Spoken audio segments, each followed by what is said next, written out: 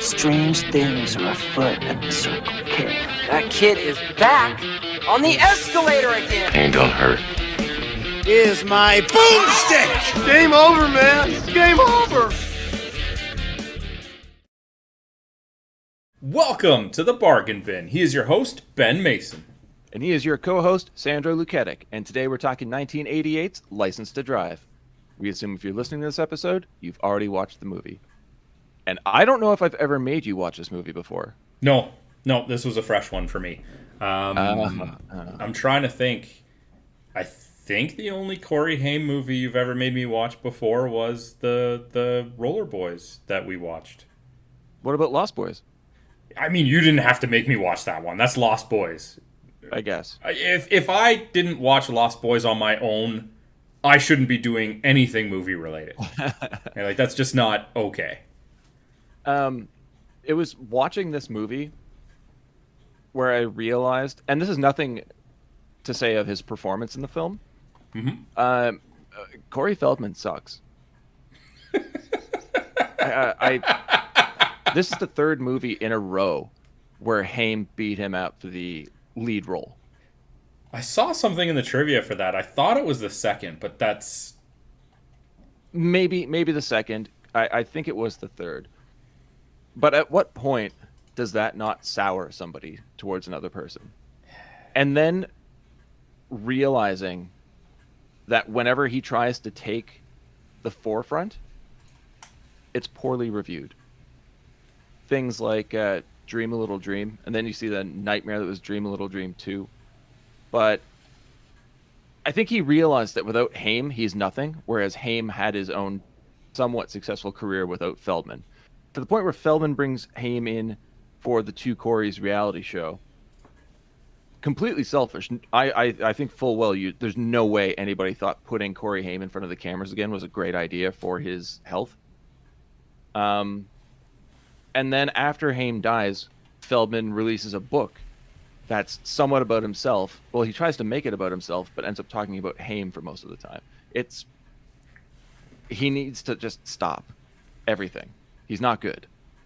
But we saw him, Lost Boys, a decent performance, but he's not a lead. In this, a decent performance, but he's not a lead. I could not imagine Corey Feldman as Les Anderson in this movie.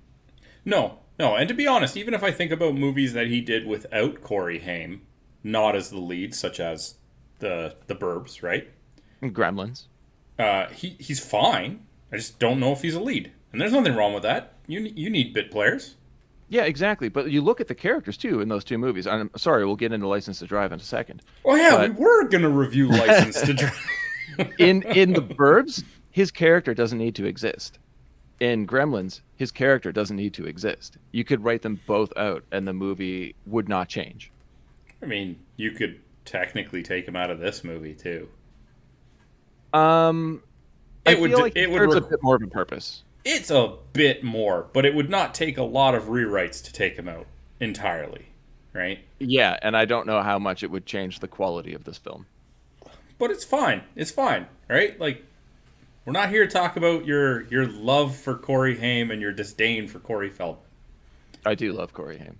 If our listeners don't already know, you're a big Corey Haim fan. That comes through. So you don't need to continue to justify it. We got it, dude. We got it. Oh, I'm not justifying it. I'm just taking the opportunity to talk about it. Anyway. Well, anyways, let's talk about it then and get into License to Drive. Okay, well, the movie gets off on a pretty solid note because we open on a terrible credit sequence that lets us know the quality of the movie we're about to watch.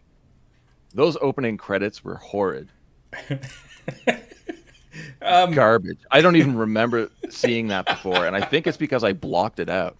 It looks like the credits you might have in one of those, like, educational movies made directly for a school training class on driving.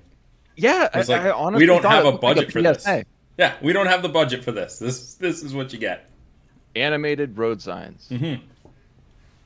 We can pretend that was what they were going for, right? Very thematic to the movie is that they're replicating what you would see in the credits of a driving school video from the 70s.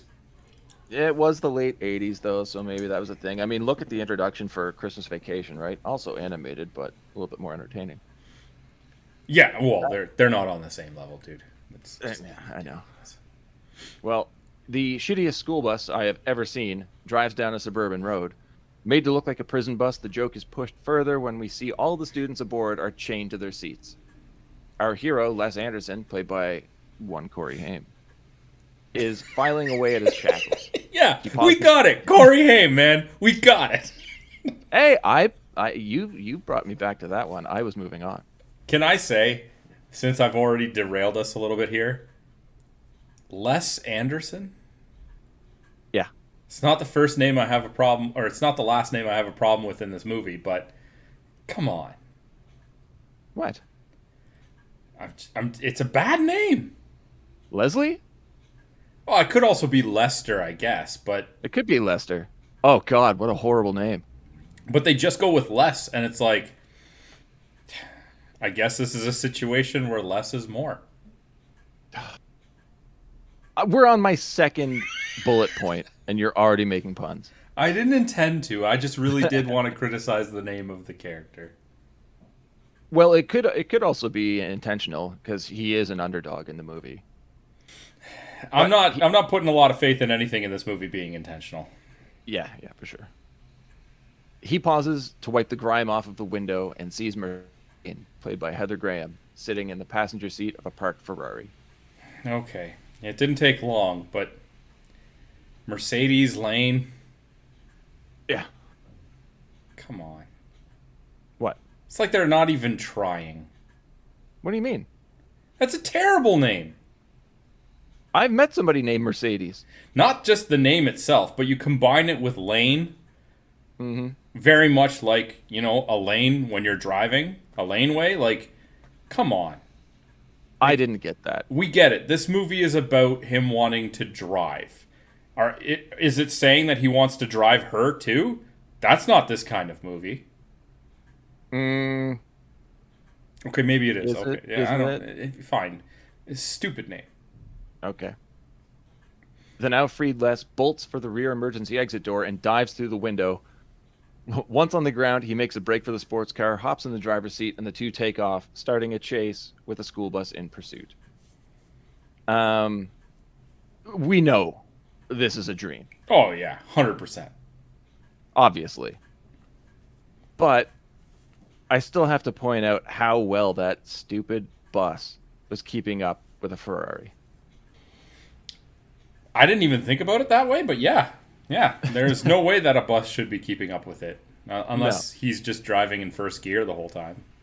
And the best part about that chase scene is that the bus driver is just jamming the wheel back and forth left to right and just swerving through boxes and crates and everything through alleyways and whatnot. It's proven to be a dream because we see Les has fallen asleep at his desk in, I guess, a high school driving class. We go back to the dream where he strikes a match and lights Mercedes' cigarette, immediately making me wonder how old she is, before driving past a leaking gasoline tanker. Les throws the match, which has already gone out, is no longer lit at this point, behind him, and it sparks the gas, causing an explosion that finally stops the ensuing school bus. It was a great explosion. Yeah. It just... is he a fuck-up in his dreams, too? There's a lot of problems with this, but I will say that the dream sequence was at least a little fun. It was fun. It was over the top. It obviously, this movie does not take itself too seriously. No. Because if it did, there would be a lot less creepy moments. Yeah. Mm-hmm.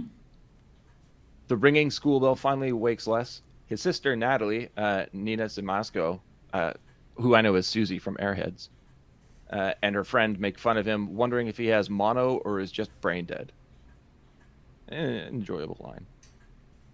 The enraged teacher makes Les stay after class and repeatedly write, "I will drive safely," on the chalkboard. Once finished, he races outside to catch the bus, only to see it drive away. Well, yeah, he was in detention. Yeah. How long is that detention, though? Or how long do these kids have to wait for the school bus to take them home? These are all good questions. I do not know. This next part really made me wonder. Because Les sees Mercedes hop into the Ferrari from his dream, but this time the man behind the wheel is Paulo. How old do you think Paulo looks here? Old enough to go to jail for what he's doing. Yeah. Yeah, 100%. I'm like, this dude's fucking like 29 or 35 or something. And I looked into it, and he's 2 years older than Heather Graham in real life.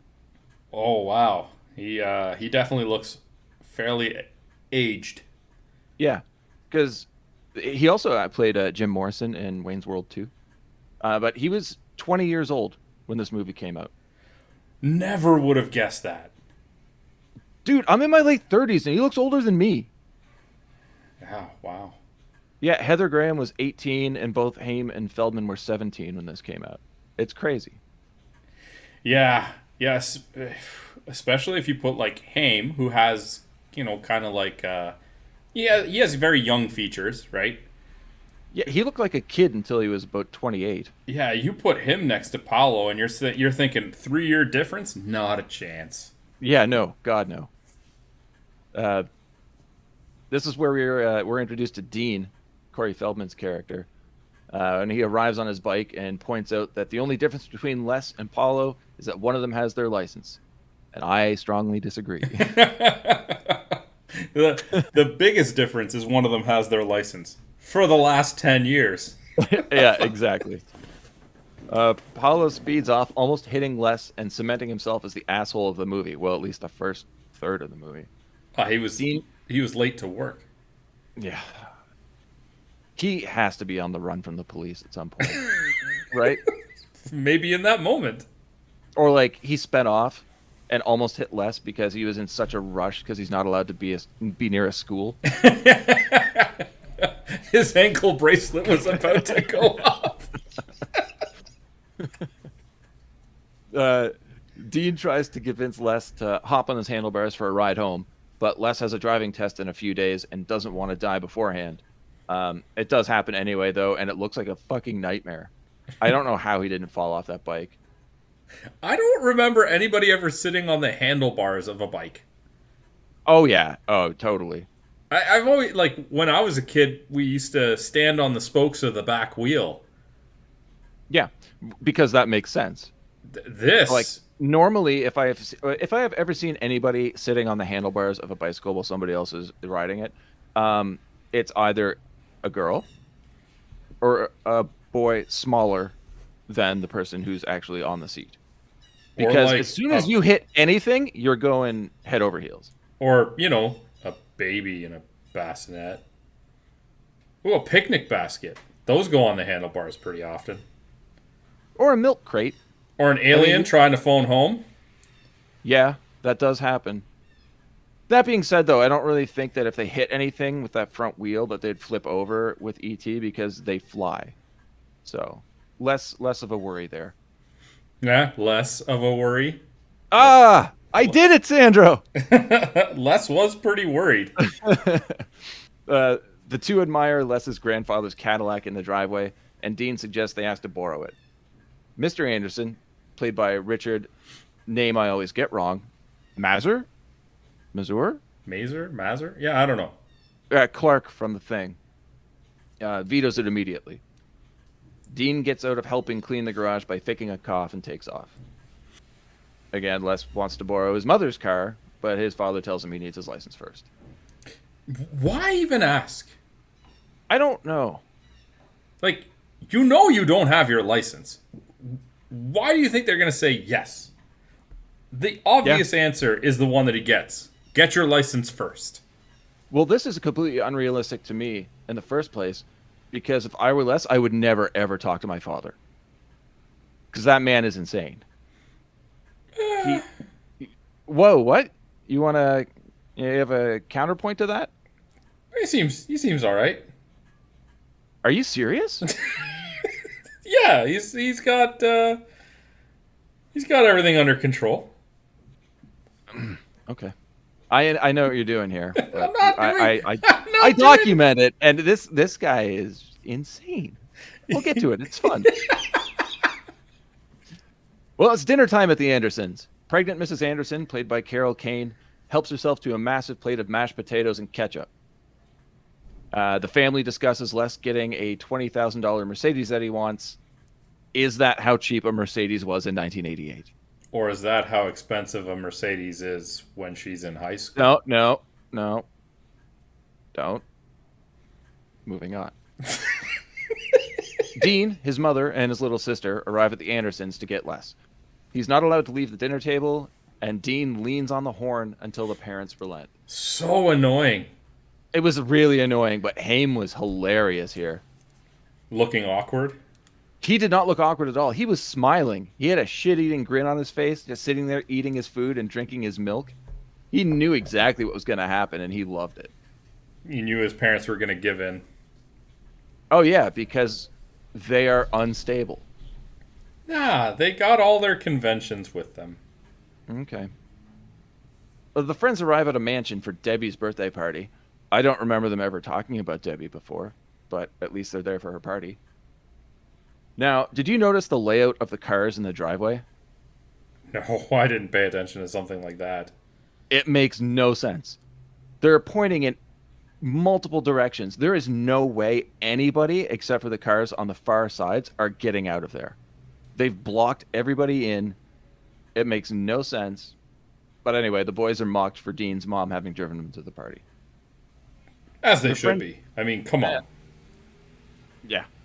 Yeah, young kids who don't have their license yet. Getting a ride? Jeez. Nerds. Yeah. Speaking of which, their friend Charles joins them. Inside. This guy just kind of shows up. He just shows up, and then he's there.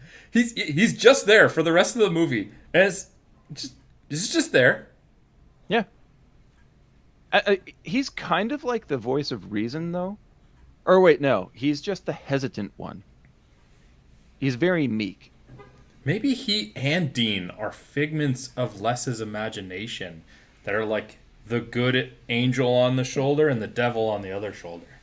Oh my god, it's a prequel to Dream a Little Dream. Well, I haven't seen it, so I don't know. Right. Inside the party, Dean starts getting creepy. And poses the question, what type of car the girls at this party would lose their virginity in? And it's awkward immediately. But then they fat shame that poor girl, saying for her it would be a garbage truck or a dump truck or something. This was bad. It was pointless. Like I don't remember this being common in 80s humor comedy. Like, it does a great point at pointing out that teenagers are idiots. But it wasn't funny. It was just mean. Yep. Yeah, I got that same impression. Could have done without this. Well, we get more Paulo here. Mercedes arrives, and Les is infatuated. Now, the one thing about these two is that Les knows nothing about her. He just knows what she looks like. Yeah. And for some reason, in his dreams, she smokes. But let's talk about Paulo. Mercedes is upset that he's trying to control her. And he says one of the creepiest lines in the movie. It's okay to hang out with friends, but these people are children. They're the same fucking age as she is. What do you expect from the chaperone at the party? It's just like... He knows he's a creep, right? No, he's totally fine with what he's doing. She looks like a kid. Like, there's no mistaking that. I don't know. Well, they get into an argument, and Mercedes trashes her Saturday night plans with him, saying she actually has a date with someone else. When he questions who the date is with, Mercedes randomly picks Les. He tries to play along and is completely dumbfounded. Paulo leaves in anger. Mercedes thanks Les and walks off. Just pretend you have a date with someone. Yeah. And expect that to go over well. What if Paulo was like, what's his name? Steve. Les Anderson. Les doesn't look like he's smart enough to say, yeah, I'm Steve. I think he'd be like more like, no, my name is Les. Whatever. He's just. And it's not that he looks like he doesn't know enough to like play along. The look on his face and his mouth is constantly just hanging open from this movie. It's not that he doesn't know enough. It's that he just doesn't know. Period. Yeah, he's confused a lot. Yeah, he's not all there all the time like his parents. Yeah, right. He's still great. The next day at school, he approaches Mercedes to ask if she was serious about what she said. Before he can get a word out, his dad pulls up in the caddy, ready to give him driving lessons. At this point, his father definitely comes across as your stereotypical 80s teen comedy dad. And I can get behind it. Yeah, I mean, hey, he's coming to help his son practice driving. Nothing wrong with that. During the lesson, Les sees Mercedes on the sidewalk, and he tries to convince his father to let him drive the car alone so he can give her a lift home, or I guess just drive by and talk to her. His father eventually agrees, but my question here is, how long have they been driving around? I was just about to ask that, because wasn't she just at the school? She was just at the school. I don't know, man. It doesn't really matter. I just found it weird. Well, Les pulls up and offers her a ride home. She agrees and hops in, but she's not actually going home. She's going to a friend's house. Les nervously agrees, drives off, leaving his father on the sidewalk shouting Les's name. While holding groceries. Yeah, and diapers. As Mercedes exits the car, Les asks her about the date she originally asked him on. She's oblivious, but agrees and tells him to give her a call. This did make me laugh when Les returns to his father, and he's just furious. Like, as he should be. Ripped open, he's like kicking them along the sidewalk, trying to maintain some composure. And when they get back home, he gives Les the lecture of his life. Well, you have to assume he's been walking for a little while. Do you, though? I don't think, based on his reactions, that her friend lived a block away. I know, but obviously time means nothing. No. During this drive. It feels like the implication here... Oh, definitely. ...is that he's been walking for a while. So, of course, he's going to be angry. I'm just fucking with you, man. I'm cool with that. Later that night, Dean freaks out at Les for almost ruining his chances of getting a license. The two, along with Charles, are practicing for Les's driving test, and then Dean chastises Natalie for listening to classical music while studying for the same test. I don't think I've ever seen a house where every room has an intercom. Was this a regular thing? I don't know. I've never had an intercom in a house. Yeah, no, me neither. I've never seen one. I mean, it's cool, I guess. It'd be kind of annoying because, almost feel like being monitored all the time. I think the most that I've seen them in is like 80s sitcoms. Okay, so we'll just assume it was an actual thing then. All right, then. The next afternoon, Les has his computerized driver's test and fails miserably. I find it really hard to believe that's how they did the original written test back then. I find it very hard to believe that he can do that poorly on the multiple choice questions that were presented to him.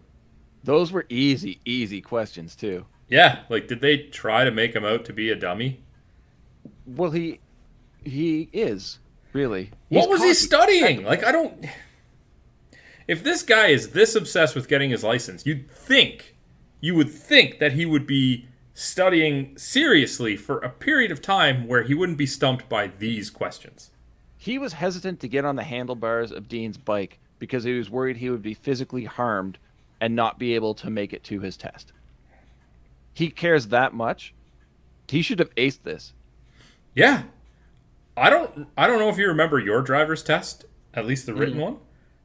I read the book one time, like a half an hour before I went in to write the test, and I passed. Because it's almost all common sense. Yup. It's so easy.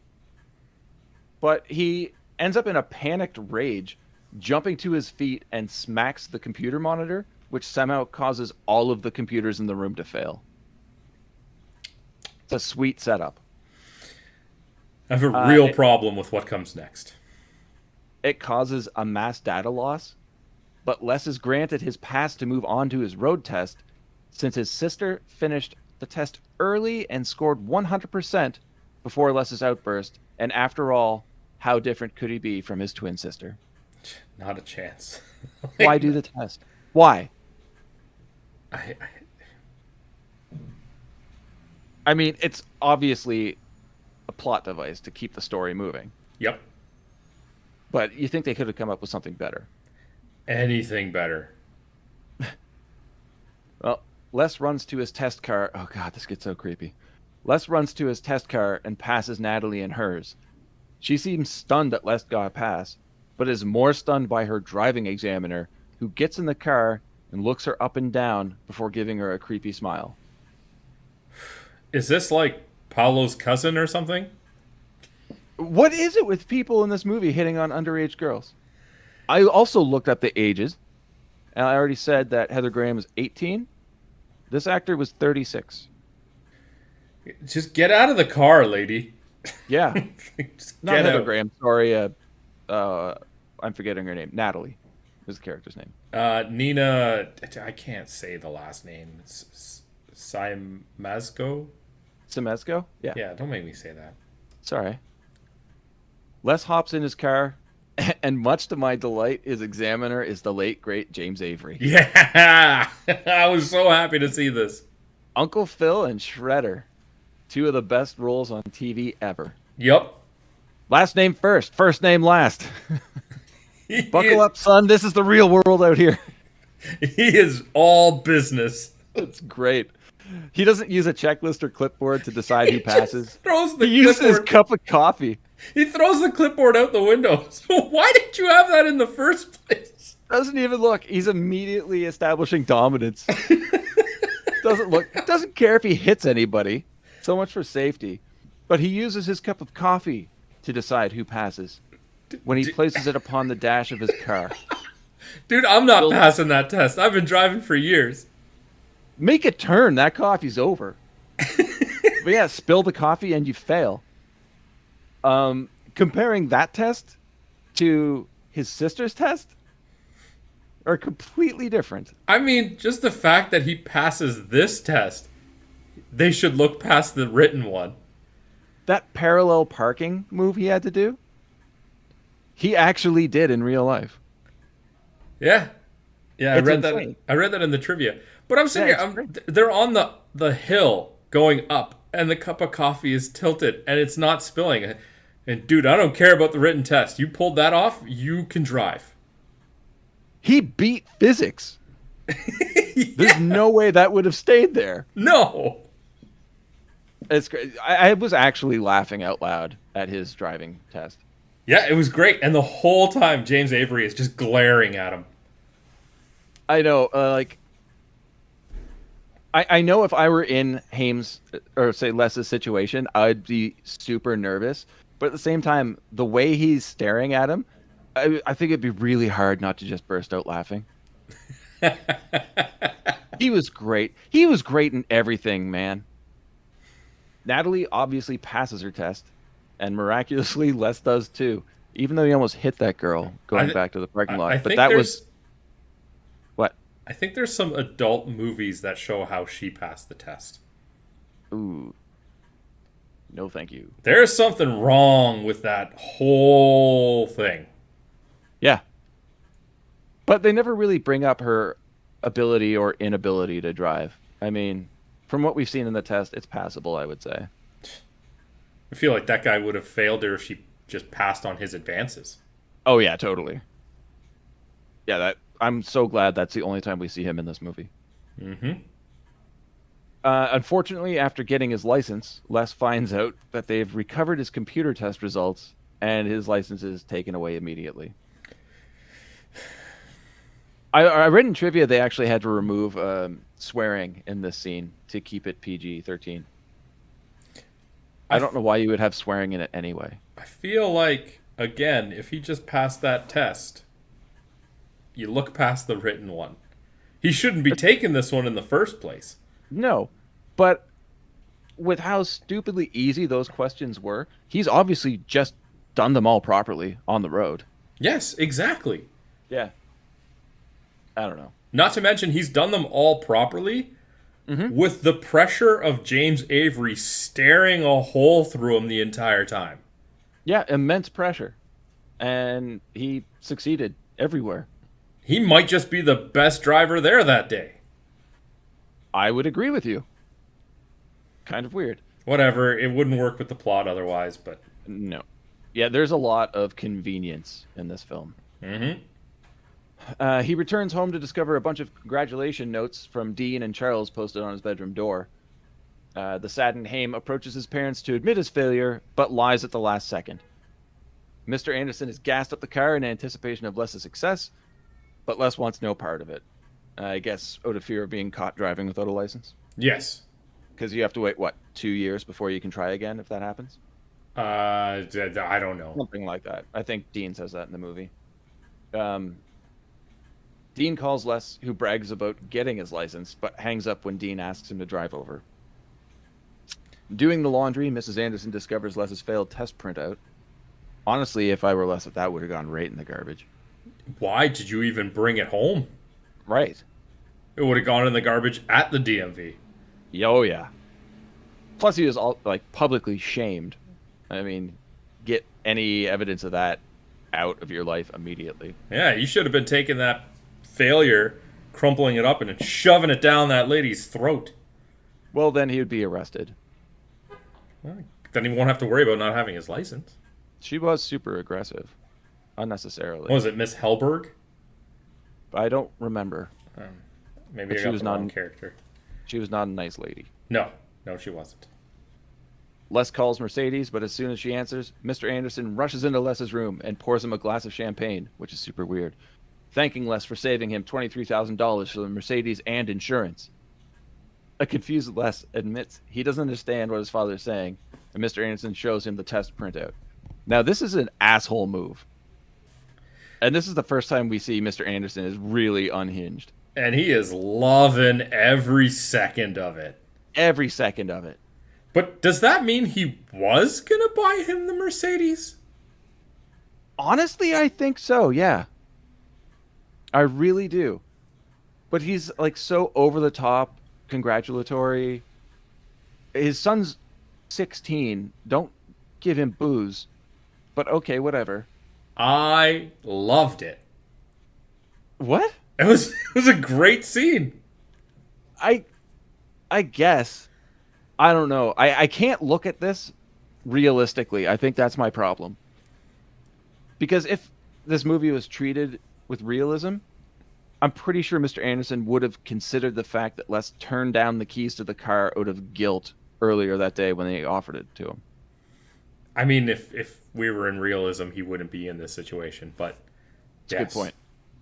You can't look at this movie with any form of realism. Yeah, I know, because next he grounds Les for 2 weeks and is now being completely reasonable.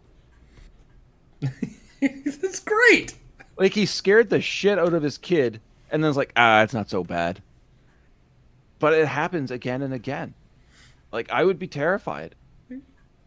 I would run away from home. Yeah, well, you'd have to run because you don't have a license to drive. Oh! Also, Les and Natalie's title of the movie. Brother, yeah. What? Les and Natalie's little brother is completely ignored. That kid's going to grow up to be a serial killer. Why is he there? I don't know. I have no idea. So that they can be having their fourth kid? This would have worked just fine with just the two of them expecting the third kid. It has to be a producer's kid or something. I don't know. All right. Natalie's boyfriend, Carl, Grant Heslov, arrives at the house to pick her up, but asks Mrs. Anderson if Natasha is home. I originally thought that was a goof that nobody picked up on in editing. But he calls her Natasha repeatedly. So I was like, is it because Carl's an over-the-top caricature of a teenage communist? Hence the remark about the Audi being a capitalist gas guzzler when they leave for the protest. But I looked into it, and Natasha is the diminutive name for Natalie. Wow, There's you went deep into that. I was curious. But it just shows how they actually like were serious about certain elements of this movie and completely non-caring about other elements. Am I wrong to think that this dude looked pretty old too? Oh yeah, well he is. He's also incredibly familiar. Another one of those classic "Hey, it's that guy" actors. Just another older looking dude in this movie, interested in a younger girl. 11:15 p.m. Mercedes calls Les. She thought they had a date and called since she hadn't heard from him. He lies about being deep sea fishing and agrees to pick her up in 20 minutes. Then breaks the fourth wall, saying, "An innocent girl, a harmless drive. What could possibly go wrong?" Well, the fact that she's dumb enough to buy that you were deep sea fishing. Where do they live? Not anywhere where you would be coming like back from deep sea fishing that quickly. No, I agree. I feel like it's stated. I really want to know now, because I'm pretty sure it's nowhere near an ocean. Well, why don't we take a quick break to hear a message from our friend Tim. Knights and Nerds is not just an actual play D&D podcast with an original campaign being played by a group of friends who tolerate each other. It's also a podcast where I, the Dungeon Master, talk about how I'm adapting to the choices the players make, as well as revealing to you, the audience, the complex story and deadly twists that I have in store for my players. Find us on iTunes, Google Play, Stitcher, Spotify, or at knightsandnerds.com. And we're back. So Sandro did some research, and apparently this movie is set in Southern California, so it gets a pass on deep sea fishing, even though it doesn't look like it. I'm still not giving it a pass because it doesn't say what city, and it doesn't look like they're anywhere close enough to the coastline for that to be a quick trip. I agree. It just seems like a stupid thing that Les would have thought of on the spot. He does that a lot. Yeah, definitely. He manually rolls the caddy out of the garage as to not wake his parents, but it gets away from him and destroys the hedge in the front yard. I thought it was a pretty funny scene. I thought it was going to like back across the road as it did, but then hit like a pole or something right away. That's the end of the movie. Yeah, Mr. Anderson wakes up, runs downstairs, sees the caddy's dented, and then just beats the shit out of his son. Roll credits. And I wouldn't put it past him. That man is insane. He's awesome. Okay. Mrs. Anderson wakes up thinking she's going into labor, and we get some idea as to what to expect throughout the rest of the movie. Comic hijinks. They just keep going back to it. I don't like it. Les arrives at Mercedes' house. She answers the door, and all he can think is that she took Homer Simpson's makeup gun to the face. They get in the car and drive off. They pull up to a club that has valet parking. The attendant hops in the car ahead of them and immediately crashes it. There's fishtailing. As soon as he hit the gas, that car was spinning. What is this? I have no idea. What? It doesn't fit in the movie at all. It doesn't fit in the movie. These are high school kids going to a club that has valet? I can't imagine it's all ages. Oh, definitely not. And they both look underage. There's no way either of them could pass for 21, even though she gets in no problem. Again, creepy. Yeah, the bouncer definitely checks her out as she's going in.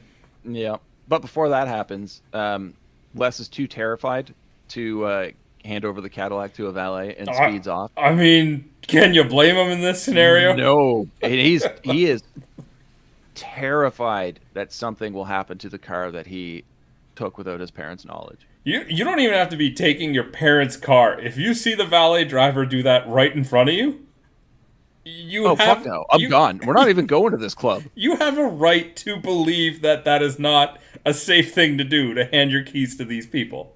And I don't know if I mentioned it at the beginning, but this is not his parents' car. It's his grandfather's car. You didn't, but sure.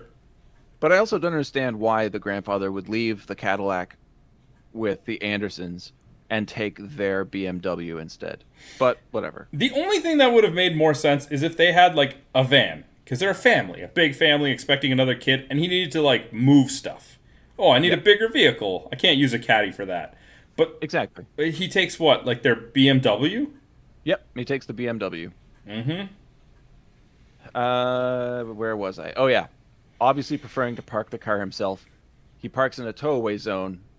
At first worried, but Mercedes assures him that it's fine for a Saturday night. Again, she's allowed in the club, no problem, but the doorman won't let Les enter. Well, we get more Paulo now. Mercedes runs into him inside. He introduces her to Veronique, a girl who's going to be moving in with him. So, again, how old is this guy supposed to be? I don't know. Because if they're supposed to be the same age, he's in high school, which means he then has his own apartment and a girlfriend who lives with him and owns a Ferrari. I'm not entirely sure he doesn't own this nightclub. I got that same vibe. What? The way he talks to everybody in there sound like they all know who he is. It's just matter of fact. Yeah, I don't know. I mean, if that is the case, why would they go to that club, though? Because it's the club where he lets underage children into his club. Good point. Mercedes slaps him, grabs a bottle of champagne, and runs out of the club. Well, that's just stealing. It is. Like, if that's not his club, somebody ain't going to be happy about her just taking a bottle of champagne. I don't know. I think no one's saying shit because of letting underage kids in there. Mm-hmm. Well, that's one thing, I guess. Yeah. Les stops her and asks if she's okay, but then sees a tow truck hauling away the Cadillac. He runs through traffic before jumping onto the front of the truck and pleading with the driver. And this is one of my favorite quotes of the movie. And I don't know. It feels out of place, but I liked the tow truck driver. He says, "Boy, I've driven with deer, antelope, even bears strapped to that bumper. Ain't no 65-pound sack of fly shit like you gonna shake me a hell of difference." And I think I'm gonna have to incorporate "shake me a hell of difference" into my repertoire. No, don't do that. No, don't worry, I won't. Les pays the driver $80, who just drops the car in the street. Yeah, can you be gentle with it for $80? Les, now broke, and Mercedes decide what to do next. Mercedes is pounding back that champagne and says she knows of a quiet spot with plenty of free parking. They arrive at a lookout point, which does look awesome, by the way. They flirt for a while. Les throws on some Frank Sinatra because the tape deck ate his romantic Mercedes mix that he made. And Mercedes is well on her way to being wasted now. Well on her way. Yeah. She's wasted, man. That bottle of champagne is like a third gone. She's getting up and dancing on the car. Yeah. Fair. I want to say, like, champagne's not that strong, but we have to keep in mind these are high school kids. Or not. We don't know. We know they are, for sure. This whole scene, Les is trying to stop the car from getting damaged. But they've already driven through brush. He originally tries to stop her from sitting on it, getting a blanket for her to sit on instead. Then, yeah, like you said, she gets up onto the hood and dances on it with her shoes on. Then kisses Les, and they fall on the hood, denting it. I wouldn't want somebody doing that if it was my own car, let alone a car I'm trying to, like, God, no. That's just rude. And I say now she's fully smashed. Keeps trying to make out with him and then passes out in his lap. What does he do next? Well, time to go to Dean's house so he can have the dents hammered out. And I caught what I think is a good Lost Boys reference here. Did you catch this too? Refresh my memory here. Dean saying not to worry about the noise. His parents are vampires. Yes. Yeah. Which, I mean, would mean they're awake. So, all right. Dean has done a surprisingly amazing job on that car, I do have to say. Oh, well, that's what he does, I guess. That's his purpose in the movie. Yep, pretty much. He asks if they could go to Archie's, which I wasn't too sure what Archie's was at that point. And Les says no, since Mercedes doesn't have to be home for a few hours. And then we get another weird, cringy moment of Dean saying, Les, let me explain something to you. Unless you're into some intense, kinky shit, and you never know after tonight, this Mercedes has a dead battery. And we see Mercedes passed out against the window in the back seat of the Cadillac. That's a good line. I mean, this Mercedes has a dead battery, yeah. Before that, pointless. I mean... It's a 80s teen romantic comedy? I don't think so. We'll say teen comedy. Sure. Les relents, and the four of them head to Archie's. He shoots down Dean's attempt at getting them to all smoke cigars in the car. He's also driving slow enough that everybody, including a street sweeper, angrily passes him. Funny scene. We get a drag race sight gag, and then another false labor scene at the Anderson residence. Mr. Anderson goes to the garage to turn on the AC, but is distracted before he can notice that the Cadillac is missing. You know, there's a lot of cringy moments in this movie. Going over these notes again, like, what, this is like the fifth one now? We're back in the... Is the next... back in the... Yeah, in the car. Yeah, this is really bad. Back in the car, Mercedes, still passed out, slumps over onto Dean's lap. Now, first off, what the fuck is he doing with his hands? I don't know. Yeah, it's probably best we don't talk about that. Anyway, he then takes Charles' camera and starts taking photos of her breasts. Corey Feldman, ladies and gentlemen. I mean, I don't think he ad-libbed that. I'm pretty sure it was... Oh, that's definitely written in. Yeah. Yeah, I was just shitting on Corey Feldman. Well, stop it. Dean, ladies and gentlemen. There you go. All right. Perfect. Les fights with them to get the camera, inadvertently being blinded by the flash. The car spins out of control. They fly through a wooden fence, down an embankment, and slide into a parking spot at a shady bar called Shakey's. Mercedes is about to throw up, and Les frantically drags her out, immediately dropping her when he notices a scratch on the car. And I feel terrible now that for a good chunk of this movie, Heather Graham is nothing but a sight gag for the film. I mean, she's passed out for most of the rest of it. She doesn't even have to deliver lines. Yeah, I mean, I'm hoping she got a decent paycheck for it, but I don't know. The bit of acting that we see her do is not bad, and I think she could have added more to the movie. Like, write in another character for her to play and have somebody else play the Mercedes role. I guess, yeah, if they remade that movie today, I don't think Charles would be there. I'm pretty sure it would be a woman. Dean claims they're 2 seconds away from Archie's, but they're still in the city, and previously he said it was in the middle of a desert. Charles decides that the best thing to do is get Mercedes a soda and drags her into the bar. Did you catch that desert line? No, I didn't, actually. Yeah, because they eventually do go to Archie's, and they are still in the city. Anyway. It must be the desert where he went deep-sea fishing. Most likely. Yeah. Dean gives Les a pep talk, trying to convince him of the need to go to Archie's. Mercedes is face down on a table inside. So the new plan? Put her in the trunk. And I did chuckle at Dean saying, wow, did you ever once think you'd see a Mercedes fit in the back of a Cadillac? That was a decent line. It was a good line, yeah. I definitely gave that one a chuckle. I guess that's why they gave her that name, just so that they could have these shitty jokes. Oh, definitely. It's an obvious pun for the movie title alone. They arrive at Archie's Atomic Coffee Shop restaurant thingy and are immediately stoked on the amount of hot women they see there.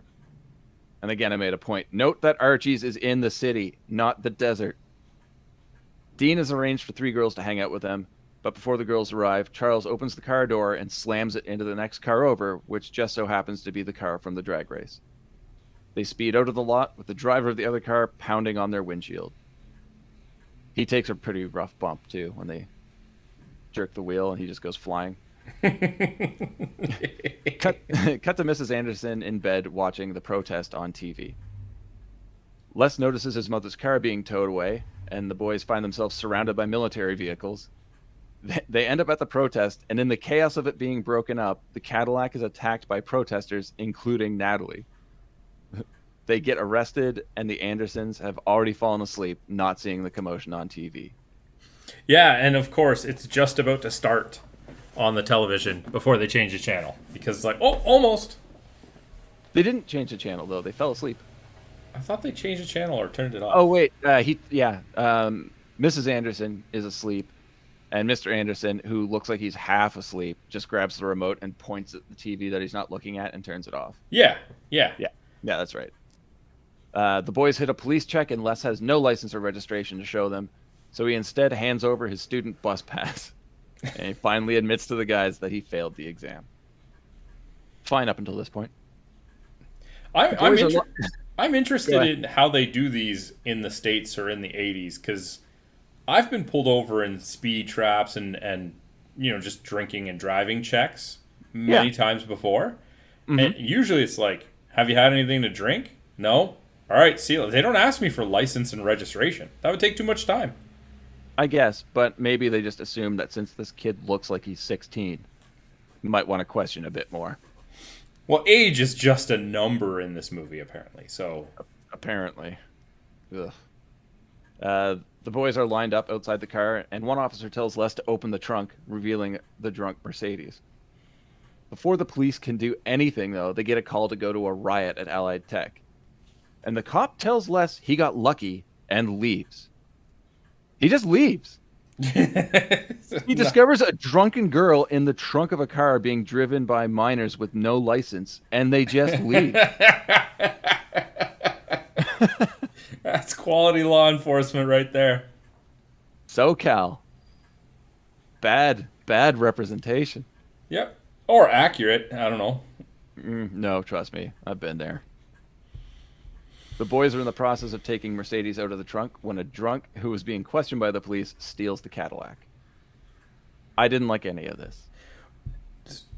I hated that drunk character. He's just gonna get into another car because it's a nicer car. He calls it a Maserati. Well, the boys in turn steal the drunk's Volkswagen and speed after him. In my mind, right? I'm watching this movie, okay? It's obviously not what happens, but I'm watching this movie and I'm like, perfect. Walk home, act like nothing happened, and just accuse the car of being stolen. Yeah. Worst case, the police are going to find it in the possession of a drunken guy. You know what? You could even say, you can admit blame at this point and still come out, smelling of roses.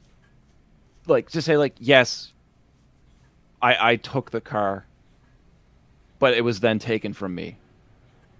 Because I think it's going to be hard to put the drunk at the house to have taken it from the garage. And even then be like, I was in the wrong for doing that, but this is not my doing.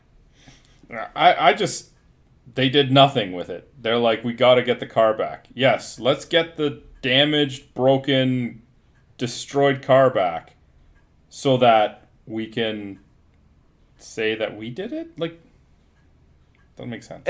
I don't know. It could just be that we can't really look at this movie with a serious eye. Because, they've already been stopped by the police. The police still have his bus pass. So they know that they were out driving it. Oh, did they keep it? I didn't know if he gave it back to him or not. I think they did. I could be wrong. Actually, even then it wouldn't matter. Just be like, yeah, we were stopped after we saw Natalie at a violent protest, and then the car was stolen. Right, because they saw Natalie. Hell, she was even pounding on the car. They wrote themselves into a corner, I guess, on this one. They outdid themselves. Yep. Where was I here? Ah, yes. The car drunken chase. Man. Yeah, he just destroys that Cadillac throughout his joyride and eventually passes out at the wheel. In a daring move, Les crawls out of the driver's side window of the Beetle and into the back seat of the moving Cadillac. They crash through a construction site and are about to fly off an embankment, but Les manages to crawl into the front seat and hit the brakes just in time. With the car back in their possession, Les drops the boys off at Dean's house. Mrs. Anderson wakes her husband to let him know she's finally going into labor. Surprise, it's another false alarm. Les takes Mercedes home where the two finally kiss, and then goes home and parks the destroyed Cadillac back in the garage. At first, Les's father doesn't notice the damage, more confused as to where the other car is and what happened to the lawn and the hedges, before finally realizing the devastation that's right next to him. More classic Mr. Anderson here. Fantastic.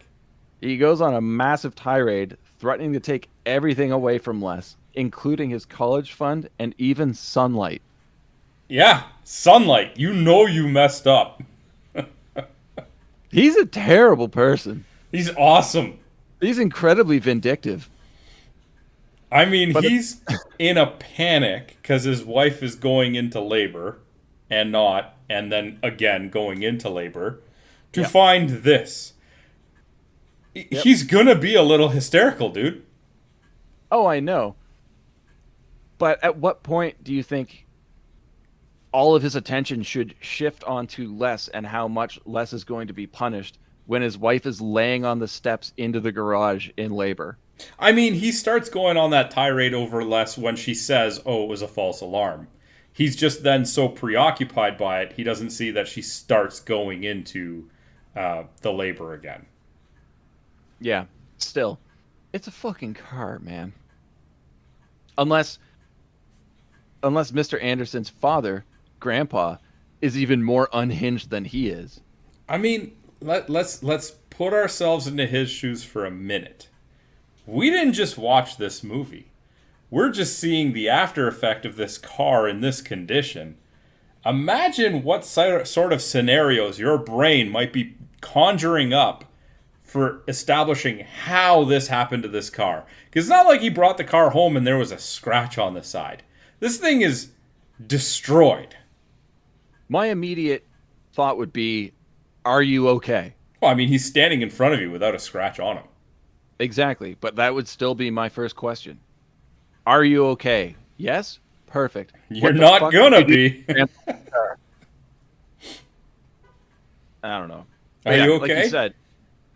For now. Yeah, right. Like you said, at this point, Mrs. Anderson actually goes into labor. She's put in the back of the Cadillac and pulls her husband in with her. Les says he'll drive. And okay.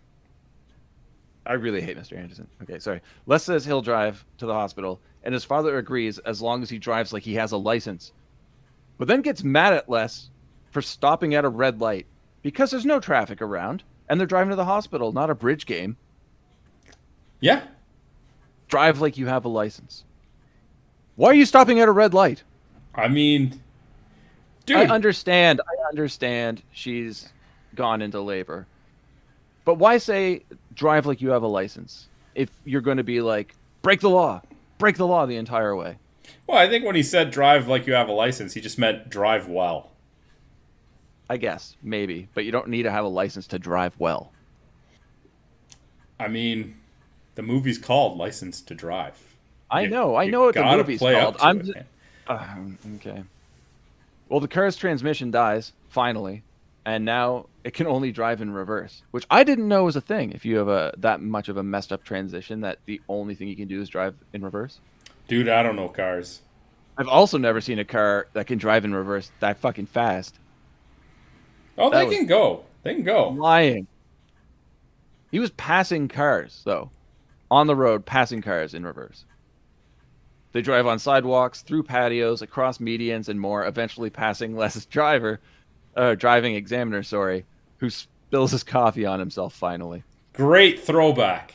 It was great, yeah. He needed to be in this movie more. Oh, I understand why he so wasn't, much. but it would have been amazing. Make him Mr. Anderson. Perfect. That would have been great. I wouldn't have cared if he was crazy at that point. I just want him on screen more. The car spins under a massive girder, being hoisted by a crane for some reason. It makes no sense why that obstacle's there, other than a soon-to-occur sight gag. Mrs. Anderson's taken into the hospital. Mr. Anderson asks Les where he learned to drive like that, and then assures him that everything involving the car will be fine. They can fix it up, and maybe Les's grandfather won't notice anything. This man is insane. He's absolutely insane. He is insanely awesome. No, he's just crazy. Okay. Like, Child Protective Care Services, like, get on the phone now. Hey, he ain't picking up high school girls. No, but he's gonna murder a child. He's not gonna really murder his child. You just say that kind of thing as a parent. Sure. Of course, the crane malfunctions and drops the massive beam directly on top of the car, crushing it. Time passes. How much time? I don't know. And Grandpa has returned home. The first thing he wants to see is his car. Mr. Anderson immediately throws Les under the bus, blaming him for everything, without even having left the house yet. Nice.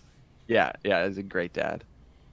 Looking at the destroyed automobile, Grandpa bursts into laughter, then reveals that he, in turn, has also destroyed Mr. Anderson's BMW.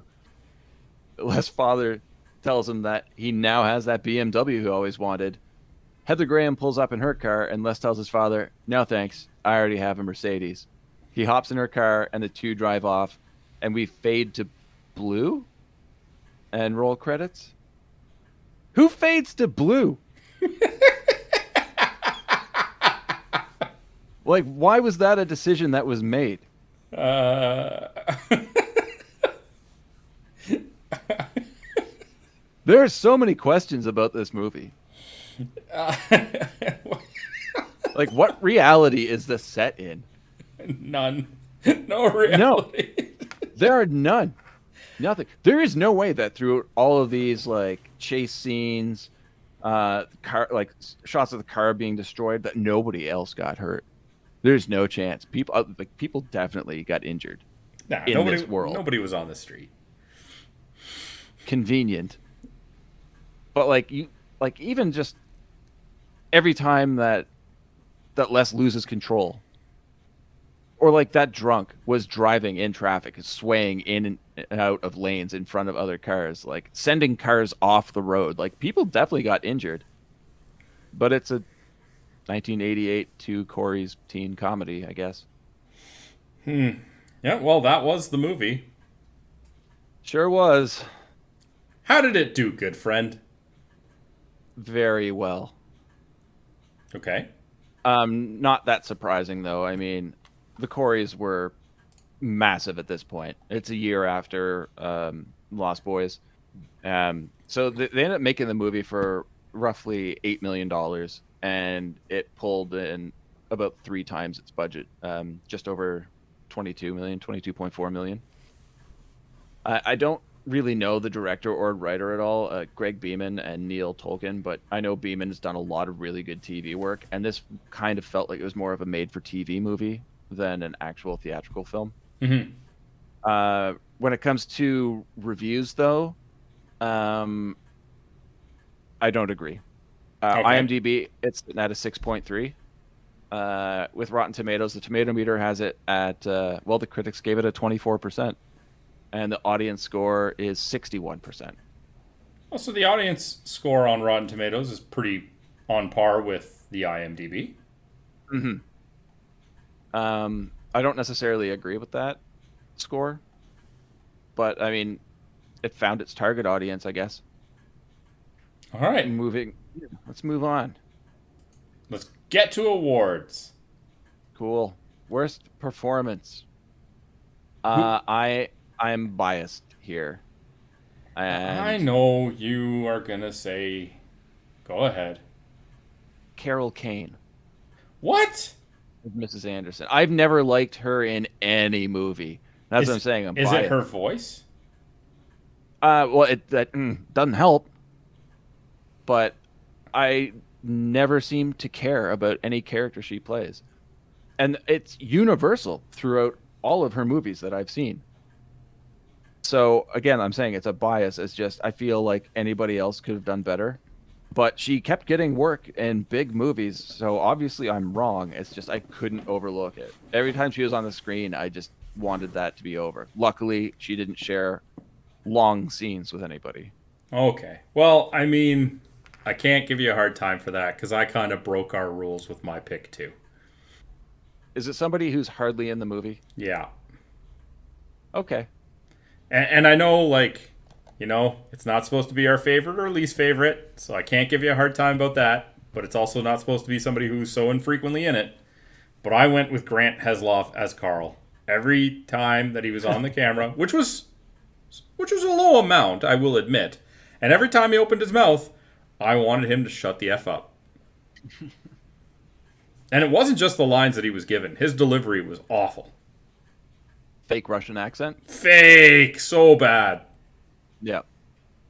I mean, I don't know. Maybe with Heslov, he could have a Russian background. I'm not sure. And his name was Carl, right? But, yeah. I mean, the actor, right, might have had a Russian background. I don't know the actor, but... No, it doesn't. With a last name like Heslov, it's possible. It's possible. It's within the realm of possibility. Probably is. I was just shrugging it. But that's the problem. If this guy has a Russian background and still sounds like he's doing a bad fake Russian accent, there's something wrong.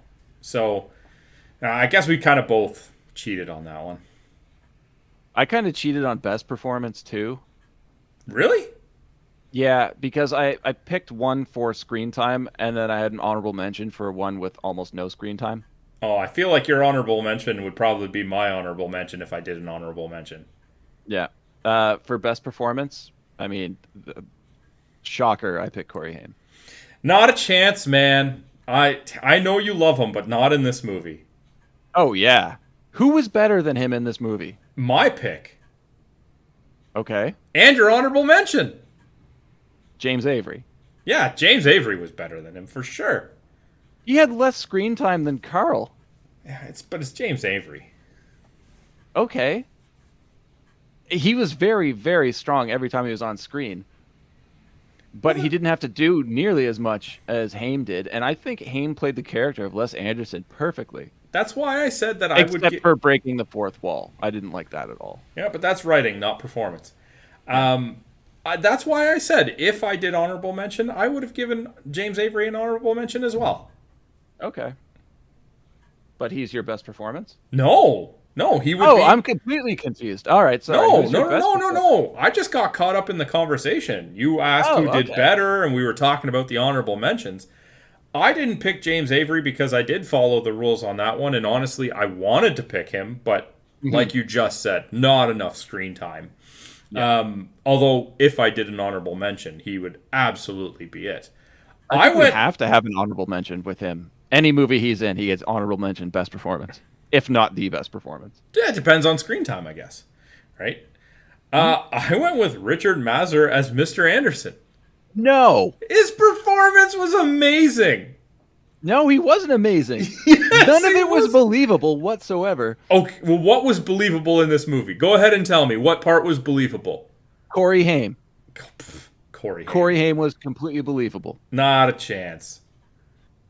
You tell me the kid who can't put two thoughts together somehow has these sparkling moments of genius and bravery where he jumps from car to car and fails his drive. No.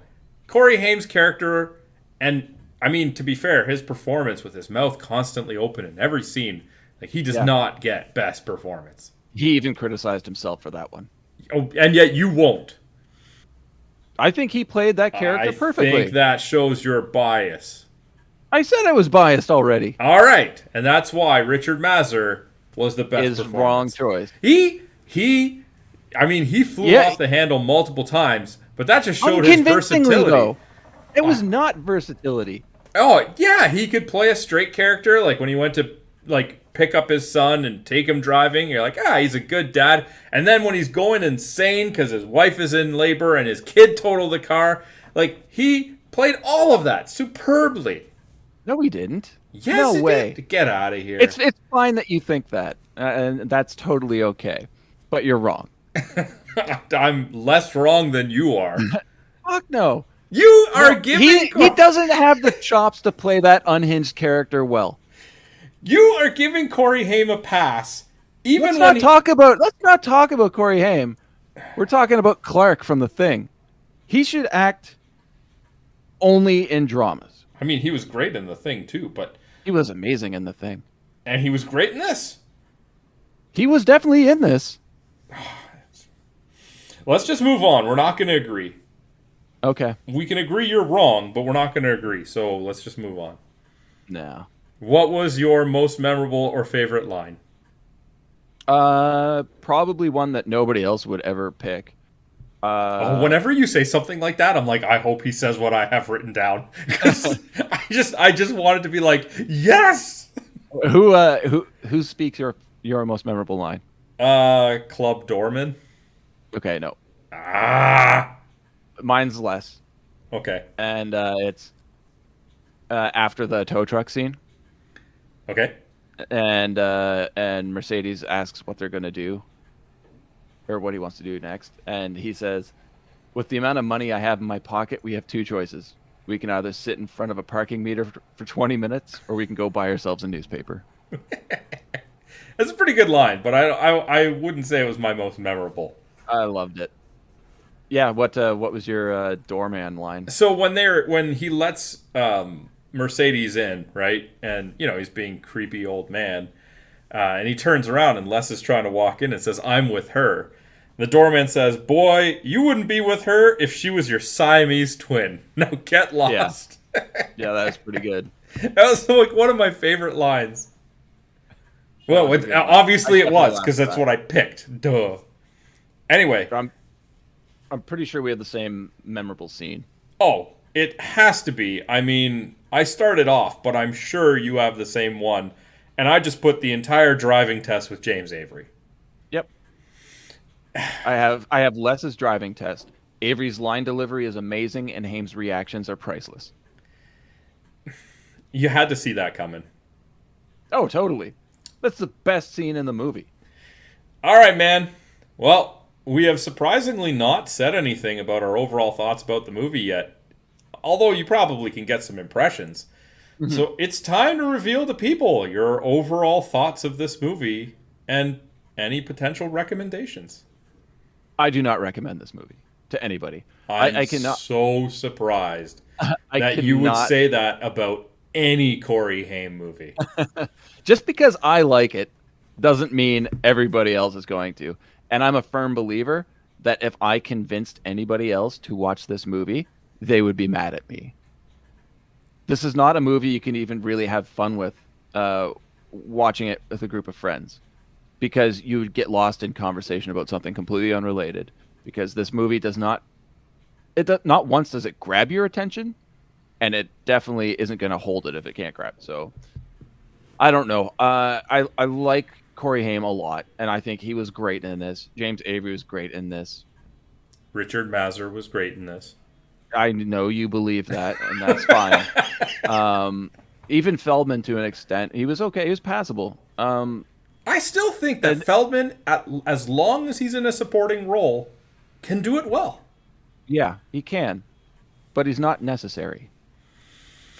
I mean, as we discussed, there's a number of characters in this movie who are unnecessary. So yeah, like Mr. Anderson. No, obviously, if there's no threat of getting caught, then none of the plot makes sense.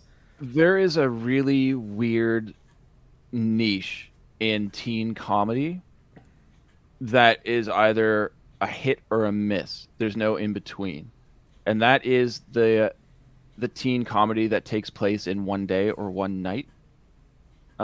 Granted, this does take place at the beginning. That's a different day. At the end, it's the morning after. But then you've got movies like Ferris Bueller's Day Off, which all takes place on a day they're skipping school. There's Can't Hardly Wait, which for the most part is a party one night. And Can't Hardly Wait is a hit. Ferris Bueller's Day Off, people will argue, is a hit. This is a massive miss. There's really no excuses for it. It's just not done well.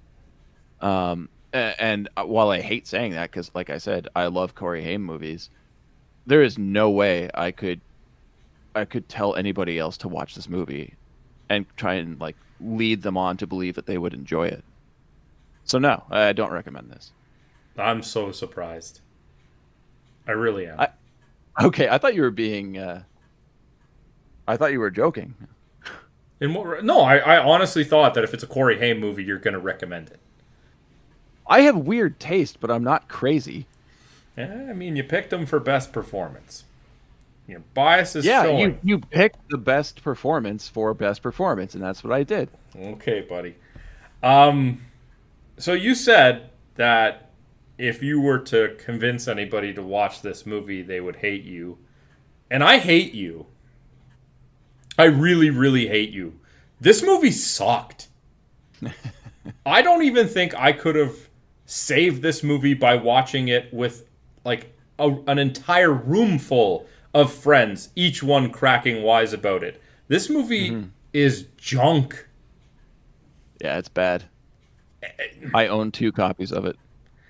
Like I'm watching it and I'm trying to find something redeemable. Okay, maybe the movie's not great, but perhaps there's some quotable lines. Even the most memorable line was a stretch.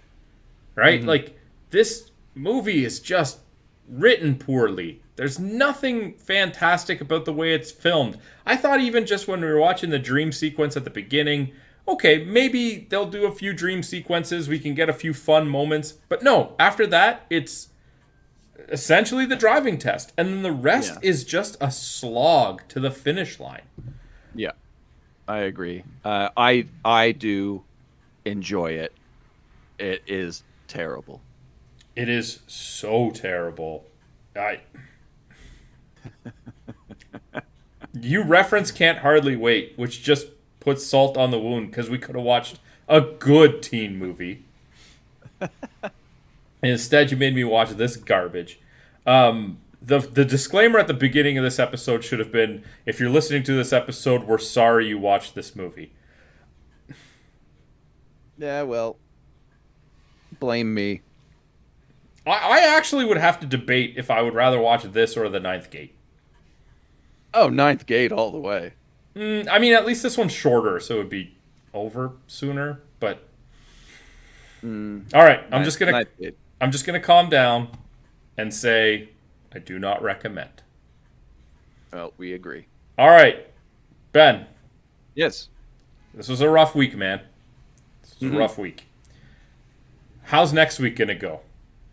Oh, it's gonna be amazing. All right, what are we watching?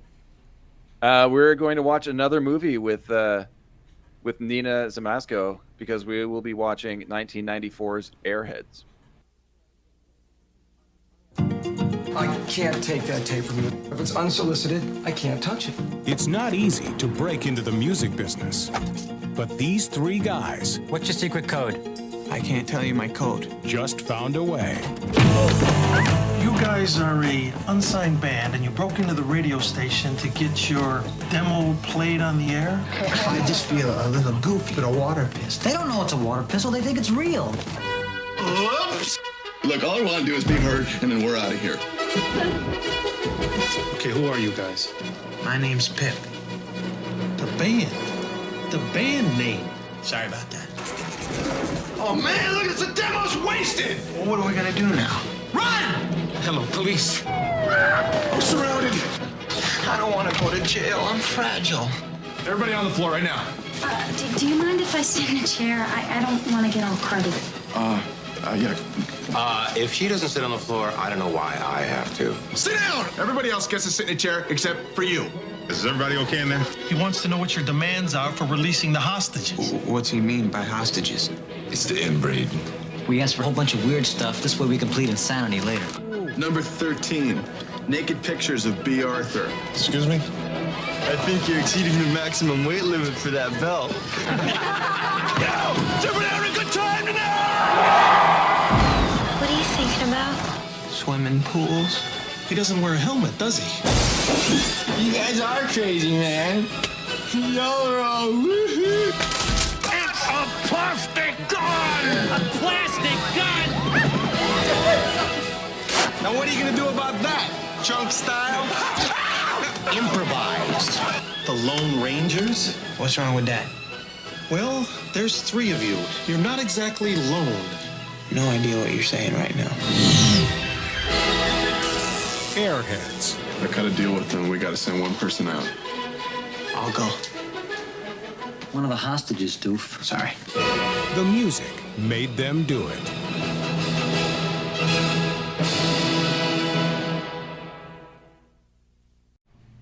All right, well, that's a movie I've seen before. So until next time, have a good one.